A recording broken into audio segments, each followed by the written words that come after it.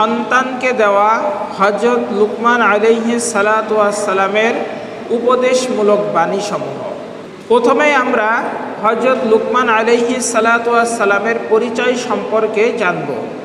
মহান আল্লাহ পাক রব্বুল আলামিন সূরা লুকমানের 12 নম্বর আয়াতে হযরত লুকমান আলাইহিস সালাতু ওয়াস সালামের পরিচয় সম্পর্কে বলছেন, ওয়ালাকাদ আতাইনা লুকমানাল হিকমাতা আনিশকুরু লিল্লাহ ওয়া মান ইয়াশকুর ফাইন্নামা ইয়াশকুরু লিনাফসি।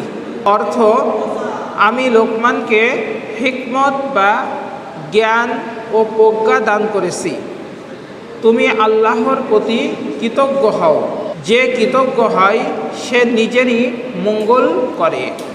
সূরা লুকমান 12 নম্বর আয়াত। সম্মানিত হাজিরিন, অর্থাৎ লুকমান আলাইহিস সালাতু ওয়াস সালামকে জ্ঞান ও প্রজ্ঞা প্রদান করেছিলেন। তার জন্মস্থান ও সময়কাল বেশিরভাগ মুফাসসিরিনগণ বলেন তিনি হাবশা, বর্তমানে ইথিওপিয়ার একটি অঞ্চলে জন্মগ্রহণ করেছিলেন। পরবর্তীতে তিনি হযরত দাউদ আলাইহিস সালাতু ওয়াস সালামের সময়ে বনি ইসরাইলদের সাথে বসবাস করতেন। হযরত লুকমান আলাইহিস সালাতু ওয়াস সালামের জীবনের দুইটি বিখ্যাত ঘটনা। প্রথম ঘটনাটি ছিল তার প্রজ্ঞার পরিচয় সম্পর্কে। রাজা ও লোকমানের মধ্যে আলাপ। রাজা লোকমানকে জিজ্ঞাসা করছে, হে লোকমান, তুমি এমন প্রজ্ঞাবান কিভাবে হলে? উত্তরে লুকমান আলাইহিস সালাতু ওয়াস সালাম বললেন, আমি সত্য কথা বলার মাধ্যমে, আমানত রক্ষা করে এবং অপ্রয়োজনীয় বিষয়ে নিজেকে দূরে রাখার মাধ্যমে প্রজ্ঞাবান হয়েছি। অর্থাৎ তিনি যে এত প্রজ্ঞাবান হয়েছিলেন, তিনটি কারণে তিনি হতে পেরেছিলেন। প্রথম কারণটি ছিল তিনি সদা সর্বদা সত্য বলতেন। দ্বিতীয় কারণটি হলো তিনি আমানত রক্ষা করতেন।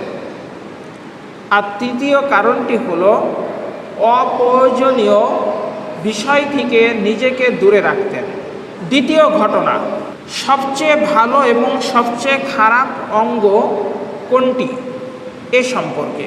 হযরত লুকমান যেই প্রভুর আন্ডারে কাজ করতেন, অর্থাৎ যেই মালিকের আন্ডারে তিনি কাজ করতেন, তিনি একদিন তাকে জিজ্ঞাসা করলেন, যাও তুমি ছাগলের মধ্য থেকে সবচেয়ে দুইটি ভালো অঙ্গ কেটে আনবে। তিনি ছাগলের মধ্য থেকে ছাগলের জিহ্বা এবং হাড় এই দুইটা কেটে আনলেন। বেশ কয়েকদিন পর তার মালিক আবার তাকে বলল, যাও তুমি ছাগলের মধ্য থেকে সবচেয়ে খারাপ দুটি অঙ্গ কেটে আনবে। তিনি আবার ছাগলের জিহ্বা এবং হাড় কেটে আনলেন। তখন তার মালিক বলল, তোমাকে আমি যে নির্দেশনা দিলাম সেই নির্দেশনা অনুযায়ী তুমি ভালো জিনিস হিসেবেও ছাগলের জিহ্বা এবং হাড় নিয়ে আসলে, আবার খারাপ জিনিস হিসেবেও ছাগলের জিহ্বা এবং হাড় নিয়ে আসলে। কারণ কি? তখন লুকমান বললেন, যদি কোনো মানুষের হাড় ও জিহ্বা, অর্থাৎ মানুষের হৃদয় এবং জিহ্বা ভালো থাকে, তার পুরো দেহ ভালো থাকে। আর যদি তা নষ্ট হয়ে যায় তাহলে সে মানুষটা নষ্ট হয়ে যায়। এখানে হার্ট বা হৃদয় বলতে মানুষের নফসকে বোঝানো হয়েছে। তাফসিরে কুরতুবী 14 খণ্ড 66 নম্বর পৃষ্ঠা। সম্মানিত হাজিরিন, এই জন্য আমাদের এই জিহ্বাকে নিয়ন্ত্রণ করা এবং নফসকে নিয়ন্ত্রণ করা। রাসূলুল্লাহ সাল্লাল্লাহু আলাইহি ওয়াসাল্লাম বলছেন, সবচেয়ে উত্তম জিহাদ হলো নিজের নফসের বিরুদ্ধে জিহাদ করা। আবার রাসূলুল্লাহ বলছেন, আল মুসলিমু মান সালিমাল মুসলিমুন মিন লিসানিহি ওয়া ইয়াদিহি। প্রকৃত মুসলমান সেই ব্যক্তি যার হাত এবং মুখ দ্বারা অপর মুসলমান নিরাপদ থাকে। অর্থাৎ হাত এবং মুখকে যদি আমরা নিয়ন্ত্রণ করতে পারি তাহলে আমরা প্রকৃত মুসলমান হতে পারব। সম্মানিত হাজরিন, এখন আমরা আলোচনা করব হযরত লুকমান আলাইহিস সালাতু ওয়াস সালাম তার প্রিয় সন্তানকে যে 10টি উপদেশ দিয়েছিলেন তার মধ্য থেকে গুরুত্বপূর্ণ 6টি উপদেশ সম্পর্কে। পবিত্র কোরআনুল কারিমে আল্লাহ তাআলা হযরত লুকমানের স্মরণে একটি সূরা নাজিল করেছেন। সেই সূরাটির নাম হলো সূরাতুল লুকমান। আর এই সূরাতুল লুকমানের মধ্যেই আল্লাহ তাআলা ইরশাদ করেছেন, লুকমান তার সন্তানকে যে উপদেশগুলো দিয়েছিল সেই উপদেশ বাণীগুলা। হযরত লুকমান আলাইহিস সালাম তার সন্তানকে সর্বপ্রথম যেই উপদেশ দিয়েছিলেন সেটা হলো আল্লাহর একত্ববাদের বিষয়ে, অর্থাৎ তাওহীদের বিষয়ে তার সন্তানকে তিনি উপদেশ দিয়েছিলেন, দাওয়াত দিয়েছিলেন। তাওহীদ শব্দের অর্থ হলো একত্ববাদ, আর তাওহীদের বিপরীত হলো শিরক। শিরক হলো ইসলামের সবচেয়ে বড় পাপ। আল্লাহর সাথে কাউকে অংশীদার করা বা কোনো কিছু ধরে আল্লাহকে পাওয়ার বিশ্বাস করাকে শিরক বলা হয়। আর এই শিরকের গুনাহ আল্লাহ তাআলা ক্ষমা করেন না। হযরত লুকমান তার সন্তানকে বলেন, ক্বালা লুকমানু লিইবনিহি ওয়া হুয়া ইয়াইযুহু ইয়া বুনাইয়া লা তুশরিক বিল্লাহ ইন্নাশ শিরকা লাযুলমুন আযীম। সূরা লুকমান আয়াত 13। তিনি বলেন, হে আমার ছেলে, আল্লাহর সঙ্গে কাউকে শরীক করো না, নিশ্চয় শিরক একটি মহা অন্যায়। লুকমান প্রথমেই তার সন্তানকে যেই নৈতিক শিক্ষা দিয়েছিলেন সেটি হলো তাওহীদের দাওয়াত, অর্থাৎ তার সন্তান যেন আল্লাহর সাথে ইবাদত করতে যেয়ে কখনো আল্লাহর সাথে অংশীদারিত্ব কোনো কিছুকে করে না ফেলে। কারণ তাওহীদই হলো সকল আমলের ভিত্তি। শিরক আল্লাহর রহমত থেকে মানুষকে বিচ্ছিন্ন করে দেয়। তাই আমাদের উচিত আমাদের সন্তানদের শিক্ষা দেওয়া শিরক মুক্ত ইবাদত করা। সম্মানিত হাজিরিন, হযরত লুকমান আলাইহিস সালাম তার সন্তানকে দ্বিতীয় যেই নসিহতটি করেছিলেন পিতামাতার প্রতি কৃতজ্ঞতা স্বীকার করার জন্য।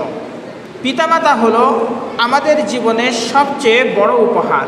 তাদের প্রতি শ্রদ্ধা, ভালোবাসা, সেবা শুধু সামাজিক কর্তব্যই নয়, বরং আল্লাহর সন্তুষ্টি অর্জনের পথ। যারা পিতামাতার মর্যাদা রক্ষা করে, আল্লাহ তাদেরকে দুনিয়া ও আখিরাতে উচ্চ মর্যাদা দান করেন।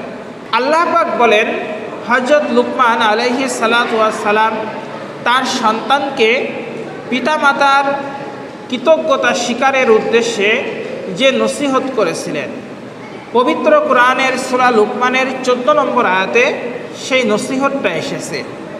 সেটি হলো, ওয়াসাইনাল ইনসানা বিওয়ালিদাইহি হামালাতুহু উম্মুহু ওয়াহনান আলা ওয়াহনিন ওয়া ফিসালুহু ফি আমাইনি আনিশকুর লি ওয়া লিওয়ালিদাইক ইলাইয়াল মাসির। অর্থ, আর আমি মানুষকে তার পিতামাতার ব্যাপারে সদাচরণের নির্দেশ দিয়েছি। তার মা কষ্টের পর কষ্ট ভোগ করে তাকে গর্ভে ধারণ করে, আর তার দুধ ছাড়ানো হয় 2 বছরে। সুতরাং আমার ও তোমার পিতামাতার শুকরিয়া আদায় করো, প্রত্যাবর্তন তো আমার কাছেই। সম্মানিত হাজিরিন, আমাদের মা আমাদেরকে গর্ভে ধারণ করেছেন, 2 বছর দুধ পান করিয়েছেন। যেই মুহূর্তে আমরা দুর্বল ছিলাম, সেই মুহূর্তে আমাদের সবচেয়ে উত্তম সঙ্গী ছিলেন আমাদের মা। তিনি কত কষ্ট ভোগ করেছেন, রাতের পর রাত তিনি জেগে থেকেছেন। আমরা আমাদের মাকে পেটের মধ্যে কত লাথি মেরেছি, কত কষ্ট দিয়েছি, জন্মের পরে কত কষ্ট দিয়েছি। এই জন্য আল্লাহ রাসূল সাল্লাল্লাহু আলাইহি ওয়াসাল্লাম বলছেন, আল জান্নাতু তাহতা আকদামিল উম্মাহাত। মায়ের পায়ের নিচে হলো সন্তানের বেহেশত। রাসূলুল্লাহ সাল্লাল্লাহু আলাইহি ওয়াসাল্লাম সহিহ বুখারীর 57 নং হাদিসের মধ্যে বলেন, পিতামাতার সন্তুষ্টিতে আল্লাহর সন্তুষ্টি এবং তাদের অসন্তুষ্টিতে আল্লাহ তাআলার অসন্তুষ্টিতে নিহিত। এজন্য আল্লাহ তাআলার সন্তুষ্টি অর্জন করতে হলে অবশ্যই পিতামাতার সন্তুষ্টি অর্জন করতে হবে। এজন্য হযরত লুকমান তার সন্তানকে যেই নসিহত করেছিলেন, উপদেশ দিয়েছিলেন, তার মধ্যে গুরুত্বপূর্ণ একটি উপদেশ হলো পিতামাতার প্রতি কৃতজ্ঞতা প্রকাশ করা, পিতামাতার শুকরিয়া আদায় করা। আর আল্লাহ তাআলাও বলছেন যে আল্লাহর পরে পৃথিবীতে আমাদের সর্বপ্রথম পিতামাতার কৃতজ্ঞতা প্রকাশ করার জন্য। সম্মানিত হাজিরিন, পিতামাতার মর্যাদা কি? এক সাহাবী রাসূলুল্লাহ সাল্লাল্লাহু আলাইহি ওয়াসাল্লামের কাছে আসলেন এবং বললেন, ইয়া রাসূলুল্লাহ, আমি জিহাদে যেতে চাই। আল্লাহ রাসূল বললেন, তোমার জিহাদে যাওয়ার প্রয়োজন নাই। তখন সে বলল, কেন ইয়া রাসূলুল্লাহ? তখন তিনি বললেন, বাড়িতে কি তোমার জীবিত পিতা মাতা বা উভয়ের কেউ আছে? তখন সেই সাহাবা বললেন, ইয়া রাসূলুল্লাহ, জি, আমার বাড়িতে আমার পিতামাতা জীবিত আছে। আল্লাহ রাসূল বললেন যে তাহলে তুমি যে তাদের খেদমত করো, এটাই তোমার সর্বোত্তম জিহাদ। সম্মানিত হাজিরিন, ইয়ামেনের একজন তাবেঈ ছিলেন, বিখ্যাত তাবেঈ, যিনি তার মায়ের খেদমত করার কারণে আল্লাহ রাসূলের সাথে সাক্ষাৎ করতে পারেননি। যদিও এই ঘটনাটি অনেকেই কল্প কাহিনী বলে থাকেন, আবার অনেকেই সঠিক বলে থাকেন। সত্য মিথ্যা আল্লাহ তাআলা জানেন।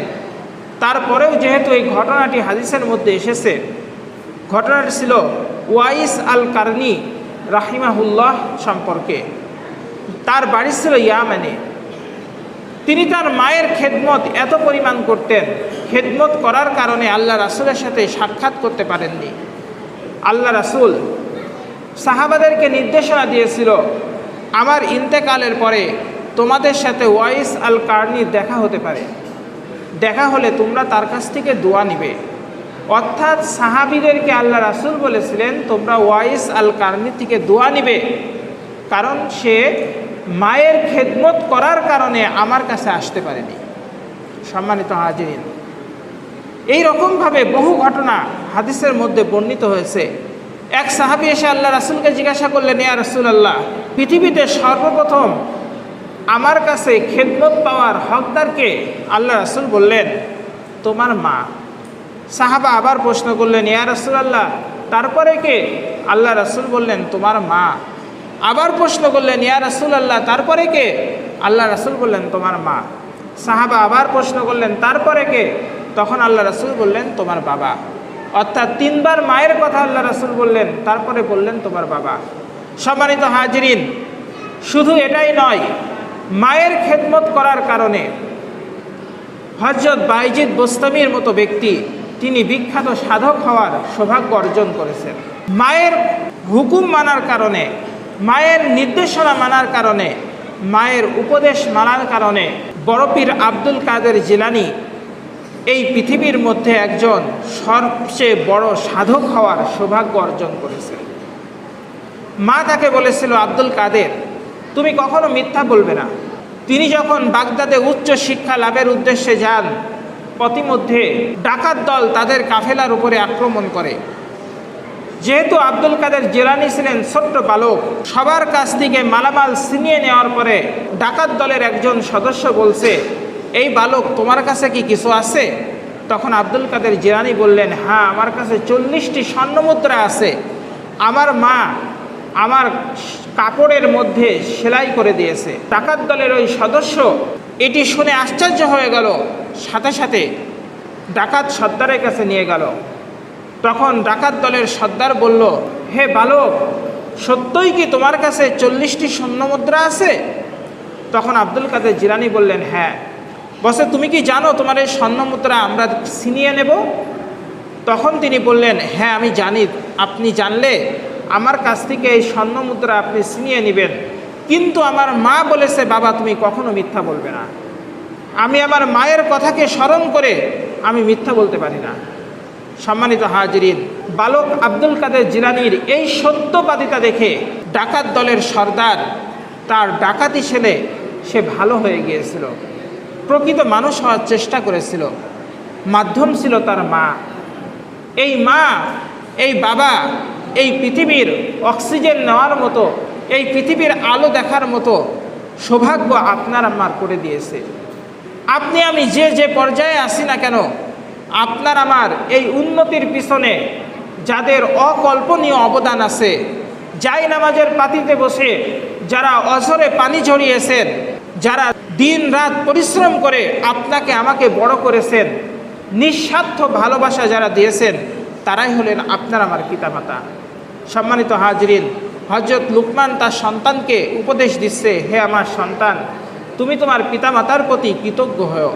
এই জন্য আমাদের উচিত আমাদের পিতামাতার প্রতি আমাদের কৃতজ্ঞ হওয়া। সম্মানিত হাজরিন, হযরত লুকমান তার সন্তানকে তৃতীয় যে উপদেশ দিয়েছিলেন সেটি হলো আল্লাহর আদেশের উপরে অটল থাকা। হযরত লুকমান তার সন্তানকে বলছেন, ওয়াইন জাহাদাকা আলা আন তুশরিকা বি মা লাইসা লাকা বিহি ইলমুন ফালা তুতি'হুমা ওয়া সাহিবহুমা ফিদ দুনিয়া মারুফা। হে আমার সন্তান, আর যদি তারা তোমাকে আমার সাথে শিরক করতে জোর চেষ্টা করে, অর্থাৎ আল্লাহ তাআলা বলছেন যে লুকমান বলছে যে হে আমার সন্তান, তোমার সাথে যদি কেউ আল্লাহ তাআলা শিরক করতে চেষ্টা করে যে বিষয়ে তোমার কোনো জ্ঞান নেই, তখন তাদের আনুগত্য করবে না, যদিও তারা তোমার পিতামাতা হয়। অর্থাৎ পিতামাতাও যদি আল্লাহর সাথে শিরক করতে আপনাকে আমাকে চাপ দেয়, তবুও শিরক করা যাবে না, সেই সময় পিতামাতার হুকুম মানা যাবে না। কিন্তু দুনিয়াবি কোনো বিষয়ে পিতামাতার হুকুম আপনাকে আমাকে মানতে হবে। অন্য কেউ চাপ দিলেও সেই হুকুম মানা যাবে না, এবং দুনিয়ায় তাদের সাথে আপনাকে আমাকে সুন্দরভাবে বসবাস করতে হবে। হযরত লুকমান তার সন্তানকে যে উপদেশগুলো দিয়েছিল তার মধ্যে 4 নম্বর উপদেশ হলো আল্লাহ সর্বাজ্ঞ, সব কিছু জানেন। হযরত লুকমান বলেন, ইয়া বুনাইয়া ইন্নাহা ইন তাকু মিসকালা হাববাতিন মিন খারদালিন ফাতাকুন ফি সখরাতিন আও ফিস সামাওয়াতি আও ফিল আরদ ইয়াতি বিহাল্লাহ ইন্নাল্লাহা লাতীফুন খবীর।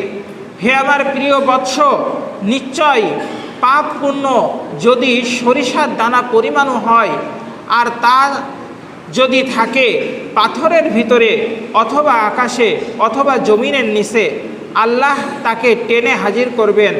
আল্লাহ সূক্ষ্মদর্শী, সব কিছুর খবর রাখেন। সূরা লুকমান 16 নম্বর আয়াত। সম্মানিত হাজিরিন, এই জন্য পাপ পুণ্য সেটা যদি ছোট্টও হয়ে থাকে তবুও তার প্রতি মূল্যায়ন করা, ছোট্ট নেকি হলেও সেটাকে নেকি মনে করা, পাপ যদি ছোট হয় সেটাকেও পাপ মনে করা।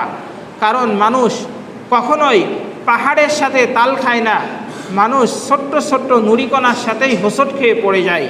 কারণ পাহাড়ের সাথে তাল মারলে পাহাড়ের কোনো ক্ষতি হয় না, মানুষেরই ক্ষতি হয়। ঠিক অনুরূপভাবে আমরা বড় বড় গুনাহ করে আল্লাহর কাছে ক্ষমা চাই, অনেক সময় নিজের অজান্তে অনেক ছোট গুনাহ হয়ে যায় যেগুলোকে খেয়াল করি না। এই জন্য এগুলাকে খেয়াল করা। হযরত লুকমান তার সন্তানকে 5 নম্বর যে উপদেশ বাণী দিয়েছিলেন সেটি হলো নামাজ কায়েম করা।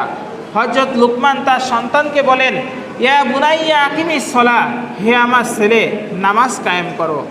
মহান আল্লাহ সূরা তাহার 14 নম্বর আয়াতে বলেন, আকিমিস সালাত লিযিকরি, অর্থাৎ আমার স্মরণের জন্য নামাজ প্রতিষ্ঠা করো। অর্থাৎ আল্লাহকে স্মরণ করার জন্য আমাদের নামাজ প্রতিষ্ঠিত করতে হবে। সম্মানিত হাজরিন, নামাজ শুধু ফরজ নয়, এটি আল্লাহর স্মরণ এবং আত্মার পরিশুদ্ধি। সন্তানদের ছোটবেলা থেকেই নামাজ শেখানো তাদের জীবনের নৈতিক ও আধ্যাত্মিক ভিত্তি গড়ে তোলে। এজন্য আমাদের সন্তানদেরকে নামাজের প্রতি যত্নবান হওয়া, তাদেরকে নামাজ শেখানো, এটা আমাদের একান্ত কর্তব্য।